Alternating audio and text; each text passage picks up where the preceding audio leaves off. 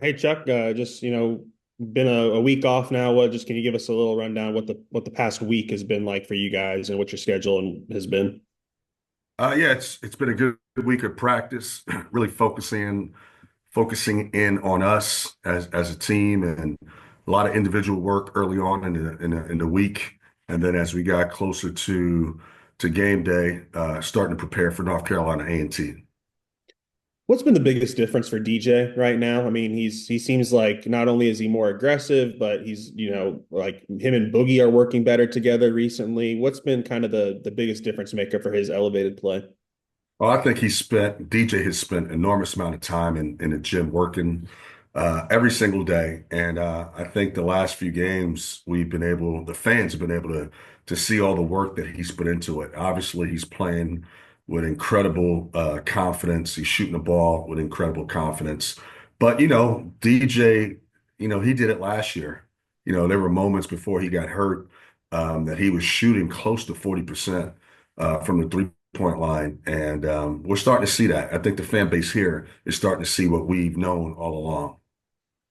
And Billy started the season out really strong, has had some games with minimal minutes recently, and Carter was kind of the opposite, where he's kind of coming along. Is that normal for freshmen, kind of the ups and downs? But overall, how much do you guys like with your small rotation need them both to kind of find some consistency over the next couple of weeks?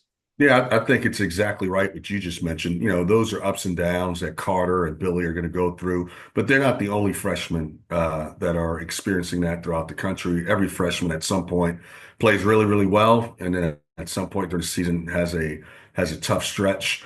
But as you mentioned, we need both of those guys to continue to grow, develop, understand what we're asking of them because they're both really, really talented, and they both can help us. Anthony,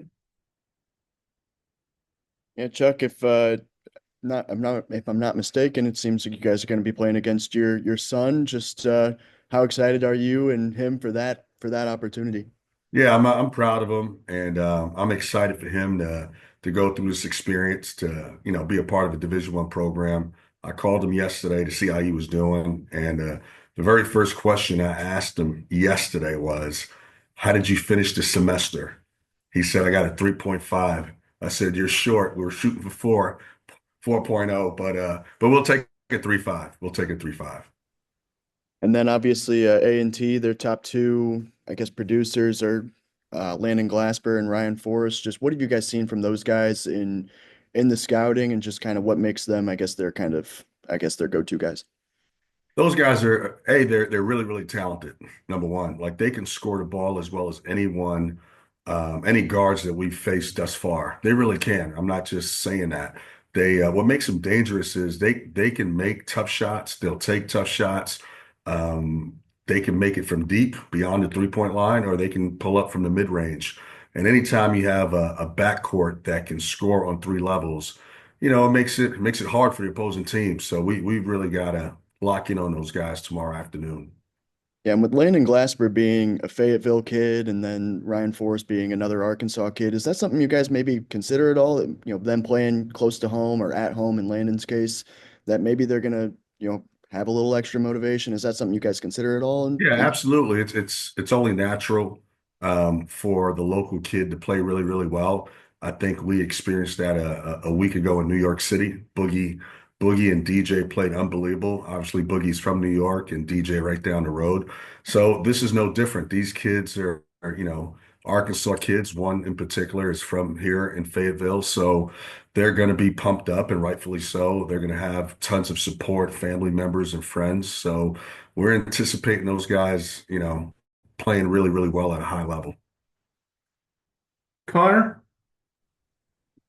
Hey, Coach. Trevor Brazil's been really big for y'all the last couple of games. He looks like a completely different player than years past. Cal's kind of touched on it a little bit, but what has stood out to you about how he's kind of played this season? He's been great from day one. Let me start there. Like even in summer workouts, he really bought into what we were trying to teach or what we're trying to teach. He never resisted any of the teaching or philosophy. I think he's gotten stronger. I think he's become more of a physical presence on both ends of the ball. He's not settling maybe for threes that maybe he's settled for in the past, and he's attacking the rim with a force that we haven't seen in the past. TB is tremendous. We're happy that we have him. We're happy that he decided to stay another year, but he's really put the work into his game starting in the summer, but really picked it up in the fall, and we're starting to see that the last few games. And now, Adu Thero missed last game. Obviously, you've had a couple guys banged up. Do you expect to be at full strength on Saturday? We're still trying to figure that out. That's kind of been the theme of the year thus far. We've had a few guys who've gotten healthy, and then a few other guys have gotten banged up. So, but that's college basketball for you. That's college athletics. So it's day by day. But hopefully, we'll have enough guys to compete and walk away with a win tomorrow. And then last one from me, obviously 2 games left before conference play. The SEC looks really, really stout this year. Just what have y'all kind of focused on and kind of improving? Is there one area that y'all see y'all really need to get locked down before SEC play starts? I don't know if it's one particular area. I know we've really put a lot of effort into our defense and taking away the 3-point line. Uh, when you have a young team, or in our case, a combination of a young team and new guys in the program, the biggest thing for us is for those guys to understand how we do it.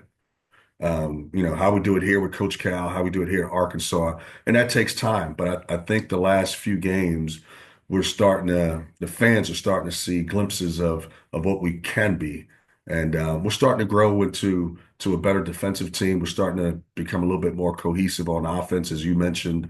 You guys mentioned DJ and Boogie playing well together, and TB starting to come along. So I don't know if it's one particular thing that we've been focused on, but defense. We've we're trying to tighten a few things up on the defense side of the ball, and we're starting to come along, as the year goes on. Jackson? Yeah, kind of building off that, Coach. When Cal first got here, he said it's going to be a process. We want to be better, January, February than we were in November. I'm just like overall, has anything surprised you about the process here, maybe other than the injuries? And how would you kind of assess like where y'all are at as a team from where you expected to be at this point of the season when things got going? I think the biggest thing for us is, get better every practice, get better every week, every day, every week, every month. And I know it sounds like a cliche and coaches talk, but I think people who have really watched us this year can attest that we have gotten better. And you know, I think I think we're in a good place right now. Obviously, there's more room for improvement, but we're certainly happy with the newcomers and the freshmen. They're starting to really understand what we're asking of them on both ends of the ball. And we've had moments, we've had moments where you watch our team and say, man, that's going to be a really good team. And the one thing I'll say about our guys is our team has been really resilient and tough and has demonstrated grit on several occasions. The game in New York City, got away from us early on. You got to credit Michigan for that. They got off to a great start, but we showed incredible grit and resiliency to come back and not only tie the game, but take the lead and then pull away at the end.